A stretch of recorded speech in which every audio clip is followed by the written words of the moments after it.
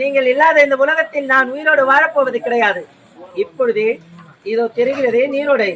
இந்த நீரோடையின் ஓரத்திலே என் குழந்தையை விட்டுவிட்டு இப்பொழுதே செல்கிறேன். அத்தான் அத்தான்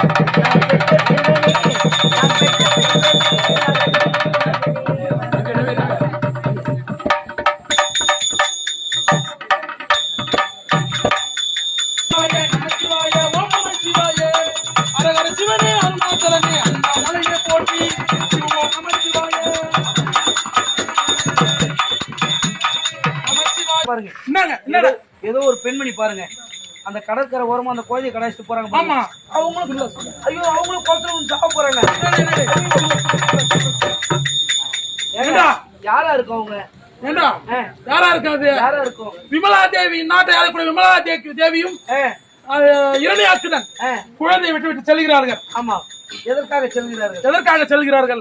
இந்த குழந்தையை நீரோடையில் விட்டுவிட்டு செல்கிறார்கள். இந்த குழந்தை எங்கே கிடைக்கிறது? ஆஹா ஆஹா, அழகான ஒரு ஆண் குழந்தை. ஆமாம், அழகான ஒரு ஆண் குழந்தை ஜலத்தின் அருகே கிடைத்திருக்கிறது. ஆமாம் ஆமாம், ஜலத்தின் அருகே கிடைத்ததால் இதற்கு ஜலகண்டாசூரன், ஜலகண்டாசூரன், ஜலகண்டாசூரன். இதை நானே சீரும் சிறப்போடு வளர்க்கப் போகிறேன். அப்படியாகட்டும்.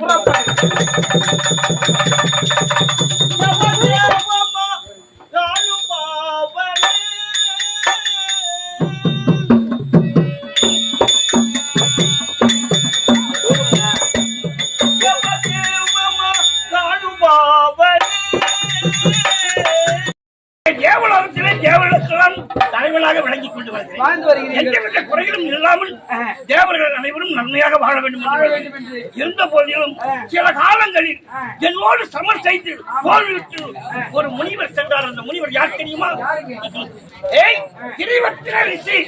கிரிவர்த்தன ரிஷி என்ற ஒரு ரிஷி என்னிடம் சமர் செய்தார்.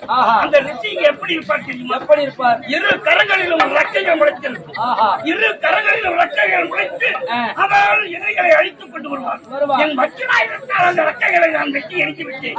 அவன் கோவிலுக்கு ஓடினான். கோவிலுக்கு ஓடிவன் என்ன செய்ய போகிறான்? முக்கல் பரமன் மும்மூர்த்திகளை தலைவர் அந்த ஈசனை கோரி தவறு செய்ய போகிறான். ஏன் எதற்காக அவன் தவறு செய்ய போகிறான்? என்னை அழிக்க வேண்டும்.